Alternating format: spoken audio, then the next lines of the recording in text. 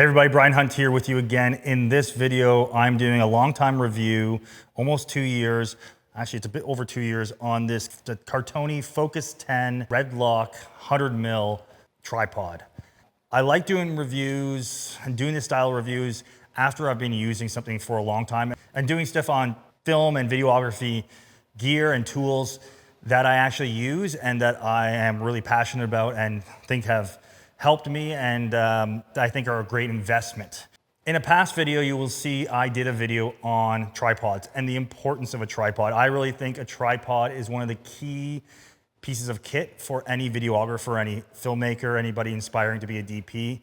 I think a proper tripod is really, really key, especially if you're gonna be doing a lot of stuff with longer lenses, okay? And having something that has a good head on it, a good fluid head on it. There's a lot of cheapy other things out there, and there's some things that are really over expensive.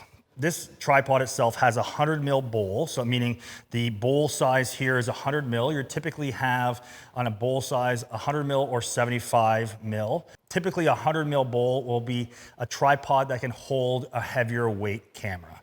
So if you can see here now with my FX6 on here, you see I have a V-mount plate in the back, I have a monitor on here, I have some other accessories, and I have a fairly large lens. This is a Sigma 60-600 lens. So this is a heavy kit like this, and to have something balanced on a tripod that is gonna work and it's not gonna be running all over the place. So a test you can do is making sure your camera's balanced is, can you put it into place and leave it? See, it's going a little bit forward here. That's a bit front heavy, I can play with that. What you wanna do is having it so you can be moving smoothly and you're not fighting your own weight of your camera. And really figuring out what the weight limit is of a tripod. So typical tripod heads will have a range of what they're recommended for the camera weight on there. And I was looking for something that had a little bit bigger load for it because I was going to be using a lot more lenses like this, and I like doing a lot of long lens things where I'm, following action or following things at a 400mm or 600mm. Then you really need a tripod that is smooth and is going to work smooth. And really, believe me, if you've worked a lot in the industry or you worked a lot with tripods and stuff, you will know that a good tripod and a bad tripod and what makes a difference, and it's a world of difference when you're trying to get that shot. So I've found the Focus 10 has worked really great for me over the years. I've shot numerous commercial spots with it. I've shot on ski hills with it. I've shot a feature film with this. It's one of our key pieces of gear. Tons and tons of countless interviews with this. And it's really been a workhorse for me. That's a big deal. It's been running it for 2 years. I've had no issues. I did opt to go with the aluminum legs over the carbon fiber legs for 2 reasons. It's cheaper, big deal. And talking to a Cartoni rep, and actually in close to where I live, I'm about 2 hours north of Toronto in Canada. There is a Cartoni dealer there, a store that sells Cartoni, but also does the repair and the service of Cartoni. I know for all of Canada, maybe even the US. And he was talking to me about the benefits of aluminum over carbon fiber in the sense that you can dent an aluminum leg and you can still use the tripod. And it's very easy to fix if it was causing problems. Carbon fiber, you can't dent it. If you break it like that, then it's done.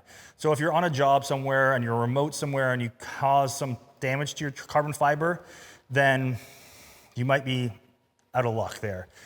But the argument a lot of people have to carbon fiber over aluminum is that, well, you're saving a bunch of weight. It's a lighter tripod.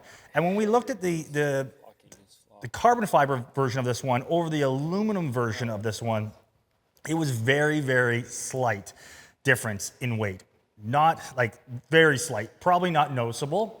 And for the cost difference, it wasn't worth it. And again, for the other benefit of being able to ding a aluminum leg and still be able to use it, no problem, that was a great deal for me.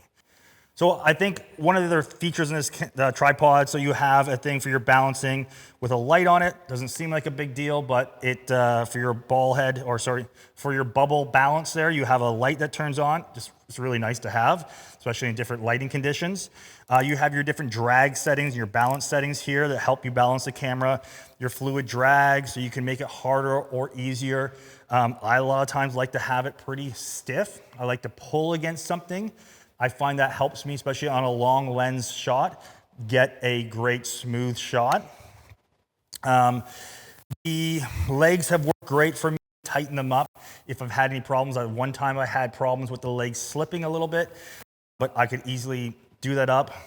Again, it's been traveled with me, it's gone different places, and I've had no issues with this tripod.